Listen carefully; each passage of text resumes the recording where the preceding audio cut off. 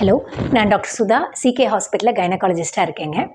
நம்ம இப்போ வந்து என்ன பார்க்க போகிறோன்னா, ஒரு சைக்கிள்ஸ் மாதவிடாய் வந்து எவ்வளவு நாளைக்கு ஒரு வாட்டி வர்றது நார்மல் நினைக்கிறோம். ஃபார் எக்ஸாம்பிள் இப்போ ஒரு க ஒரு குழந்தை எடுத்துக்கிறோம்.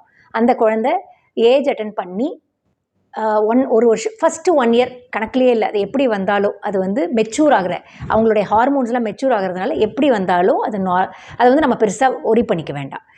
ஸோ ஏஜ் அட்டன் பண்ணி 1 இயர்க்கு அப்புறம் எப்படி இருக்குங்கிறது பார்க்கலாம். 1 இயர் டு 3 இயர்ஸ். இப்போ 2 குழந்தைங்க இருக்குது, ஃப்ரெண்ட்ஸ் அவங்க 2 பேரும். அதாவது ஏஜ் அட்டன் பண்ணி 1 இயர் ஆச்சு, 2 இயர்ஸ் ஆச்சு, அது 1 to 3 இயர்ஸ்க்குள்ளார. இவங்களில் ஒரு குழந்தைக்கு என்ன ஆகுதுன்னா 3 வாரத்துக்கு ஒரு வாட்டி வருது.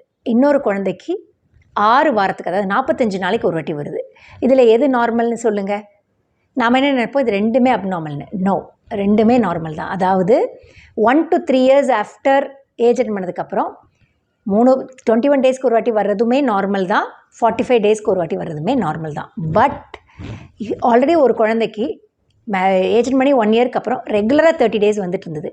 இப்போ ஷார்ட் சைக்கிள்ஸாக வருது, ரொம்ப லாங்காக வருதுன்னா அப்போ அது என்னென்னு பார்க்கணுமே தவிர பிகினிங்லேருந்து 3 வீக்ஸ்க்கு ஒரு வாட்டியோ 6 வீக்ஸ்க்கு ஒரு வாட்டியோ வந்தால் தப்பே கிடையாது. ஆனால் 3 வயசுக்கு அப்புறமேல் பார்த்திங்கன்னா அட்லீஸ்ட் 5 வாரத்துக்கு ஒரு வாட்டியாவது பீரியட்ஸ் வந்துடும். தேங்க்யூ.